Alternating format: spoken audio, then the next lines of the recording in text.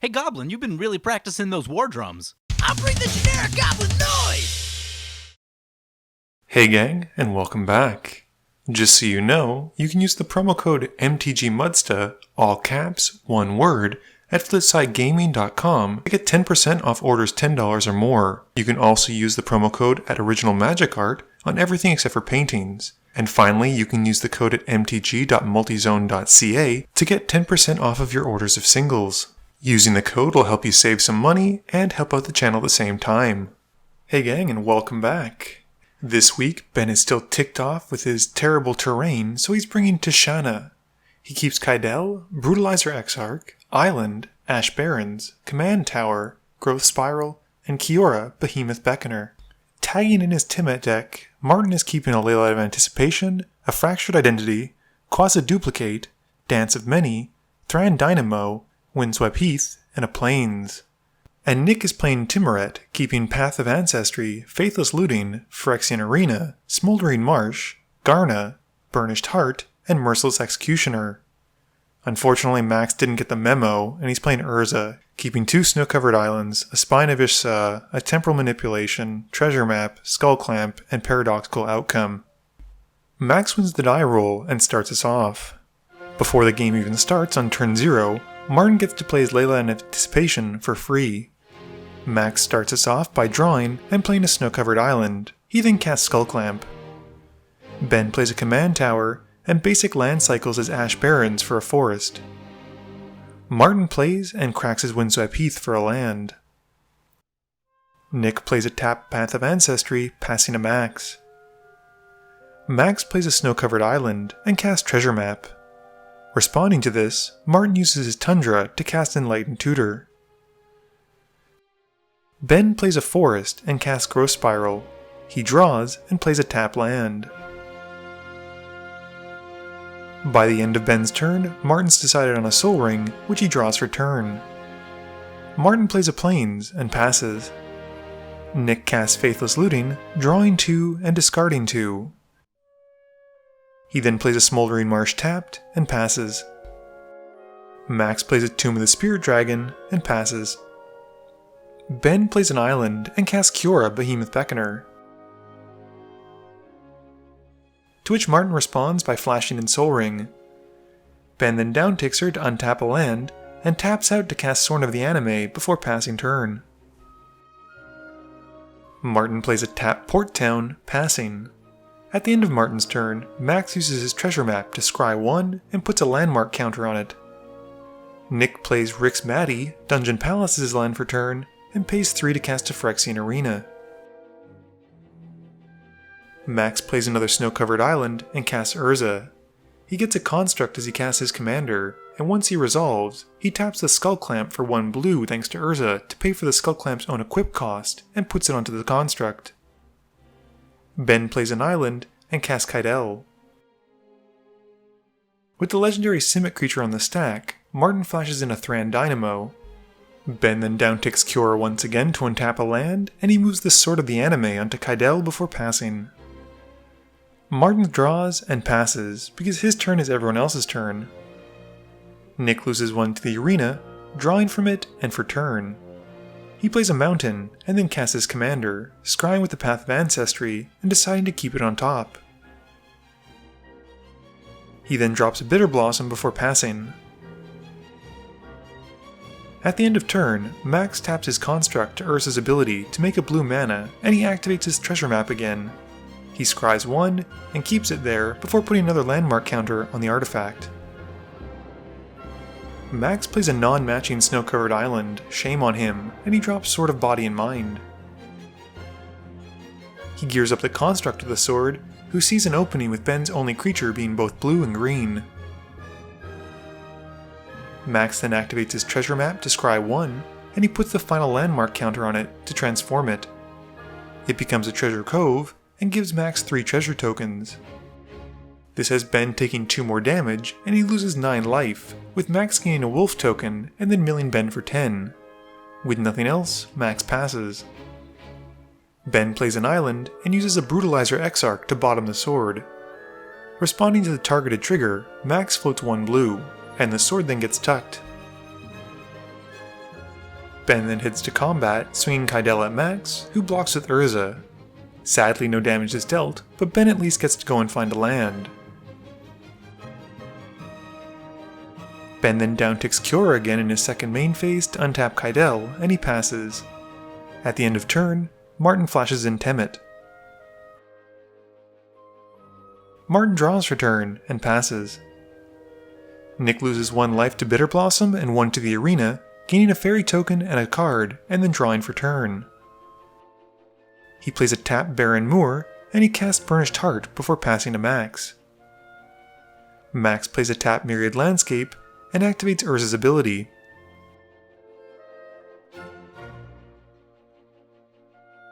He shuffles, and oddly enough reveals a Sword of Body and Mind off the top, and gets to cast it for free, which is pretty gross. Max then taps the Treasure Cove and the sword to pay the equip cost back onto Urza. Max then swings the Construct at Martin for 7 and Urza at Ben for an unblockable 3 commander damage. Max then gains another Wolf token and Ben mills 10 more cards. Max then taps his 3 treasure tokens with Urza's ability rather than sacrifice them, and he casts Sigh. Ben casts Tishana in his main phase, and as his commander enters, draws 3 cards. He plays a forest and taps Kydel for 4 colorless and 1 green from the forest. This is more than enough to cast From Beyond, and Ben then passes turn. Martin isn't ready to move to his turn though, and he flashes in Dance of Many, which is arguably one of the strangest clone variants I've ever come across. He makes a token copy of the Burnished Heart as it resolves, and he then passes to himself. With his upkeep trigger for the dance on the stack, Martin flashes a quasi-duplicate to make another token copy of the Burnished Heart. Martin then sacrifices the dance copy of the heart before having to pay for the upkeep cost, and he goes to find 2 islands.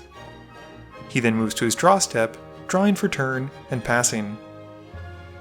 Nick loses 2 again for a fairy and a card, and then draws for turn. He plays a tap for Boding Ruins, and then drops a Goblin Bombardment. Max casts Swiftfoot Boots by tapping his treasures, and then equips them onto Urza. He also gains a Thopter token from Sigh, which seems pretty good in his deck. Max then taps his 3 pieces of equipment for 3 blue, and he activates Urza again with some lands. He shuffles and reveals a counterspell. Heading to combat, Urza goes at Ben while the Construct heads at Martin again. Ben has to take the hit while Martin blocks with his commander. Ben then takes 3 and mills 10 while Max gains another wolf, and Martin decides to send Temmet to the graveyard. Max then passes, and the counterspell is exiled forever. On his upkeep, Ben gains an Eldrazi Scion token and then draws for turn. He moves the Sword of the Anime onto Tishana, and he heads to combat. Tishana heads at Max, who blocks the wolf token, but Ben still gets to go and find his basic.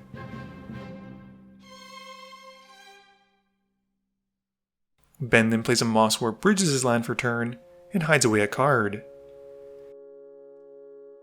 He downticks Kiora to untap the bridge, and pays 1 green to activate the land, and gets to play a Magnifying Glass. Ben isn't done though, and he drops a Trigon Predator before passing to Martin. Martin draws and pays 3 in his main phase to cast a Fated Infatuation, targeting his token Burnished Heart. He gets to scry 2 and makes another token copy of it. He decides to keep both cards on top and puts the token onto the field before passing. Nick loses 2 life, gaining a fairy token and a card, and draws for turn. He plays a mountain before cycling an Undead Gladiator to draw a card. Nick draws for it, and Max cracks a landscape to find 2 snow-covered islands. Nick then casts an Altar of Dementia before passing to Max. Max casts a Grand Architect in his main phase and activates Urza once more. He shuffles up and reveals a snow-covered island, which he plays as his land for turn. Max then taps enough to activate Urza again, shuffling and revealing a Sword of the Animist. He casts that as well, gaining a Thopter token from Sigh. Max then taps the Grand Architect to make 2 colorless, and uses that colorless to equip the Sword of the Animist onto Urza. Heading to combat, he swings the Construct at Martin and Urza at Ben again. This time, Ben is able to block with his Scion, and Martin blocks with a token Burnished Heart. Before damage is dealt, Martin sacrifices the token to find 2 lands. Max doesn't do combat damage this combat step, but he does get to find a basic from Urza swinging though, and he finds it and passes. Ben gains his Scion token on his upkeep and draws for turn. He casts Kadama's Reach, really trying to rectify his lack of lands in his last few appearances on the channel. He finds an island for the field and one for his hand. Ben then moves the sword onto the Trigon Predator and heads it at Max. Max blocks with a Thopter, while Ben goes to find a land. Before damage, Max activates Sai, sacrificing the Thopter and a treasure token to draw a card. Moving to his second main phase, Ben then plays a tap Path of Ancestry as his land for turn, and he passes. At the end of turn, Martin flashes in a Stoneforge Mystic, which lets him tutor for a Helm of the Host. Martin draws for turn and plays a Maze of Ith. He hardcasts his Helm of the Host and equips it onto the Burnished Heart.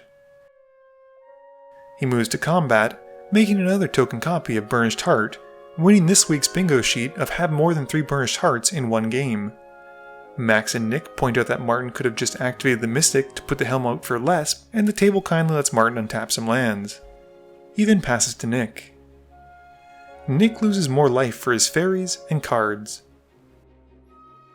He then draws and plays a mountain and casts an Ashnod's Altar.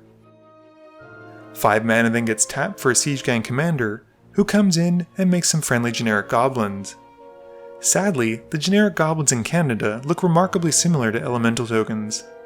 Nick then sacrifices a fairy to the altar to cast a Nim Deathmantle. With the equipment on the stack and the combo in sight, Martin flashes a Fractured Identity on the stack and targets the Siege Gang commander. With an abundance of sacrifice outlets, Nick sacrifices the Siege Gang commander to his altar, milling himself for 2 cards. This fizzles the identity, and the Deathmantle then resolves. Nick then sacrifices another fairy for 2 colorless to Ashnod's Altar, and he casts Animate Dead to bring back the Siege Gang commander. Now with the Siege Gang commander, the Deathmantle, and the Ashnod's Altar, Nick is able to make an infinite mana / goblin cycle through the use of these in tandem. This allows him to either mill out his opponents, or, if they have Eldrazi, ping them all to death with Goblin Bombardment. The table agrees that this is the win, and they move on to the next game. Game review time. So I'm sure people are going to be dissatisfied by that combo end abruptly finishing the game, but let's be fair to Nick, he was against 3 other blue players, and most of them were tapped out. He didn't have a ton of opportunities to do this, and he went for it when he could. I know Martin's Temmet deck is supposed to be based around making tokens of other creatures and then using Temmet to make them unblockable and swinging, but unfortunately it seemed like all he was able to do this game was make Burnished Hearts. As much as I love that, it wasn't very high impact. But he did play Dance of Many, which is a card I'd never seen before, so thank him for that. Ben was also successful in breaking his trend of only having between 4 and 5 lands, and I think he went a little bit overboard in this game. Unfortunately, it did seem to be that he drew a bunch of them, and despite the fact that he had ways of playing more than one a turn, he didn't really draw any gas beyond From Beyond and the 3 cards from his commander. He was also facing down the barrel of Max's cutely named Urzatron deck in the sense that it's Urza and it's Voltron, and Sword of Body and Mind basically might as well have read Give Protection from Ben. I know a lot of people have built Urza to be very degenerate, so it was nice to see an interesting take on it, and Voltron being able to tap its own equipments to pay for the equip cost was a great take. Please be sure to tune in every Monday and Thursday at 11 AM Eastern Standard Time for a guaranteed new video. You can also follow me on Twitter at MTGMudsta. You can find me on Facebook at facebook.com/mtgmudsta. And lastly, you can check me out when I stream at twitch.tv/mtgmudsta. This video is brought to you in support by my patrons. If you're looking for a way to help out the channel, please be sure to visit the link below. Thank you all for watching this video, and don't forget, friends are just opponents you haven't eliminated yet.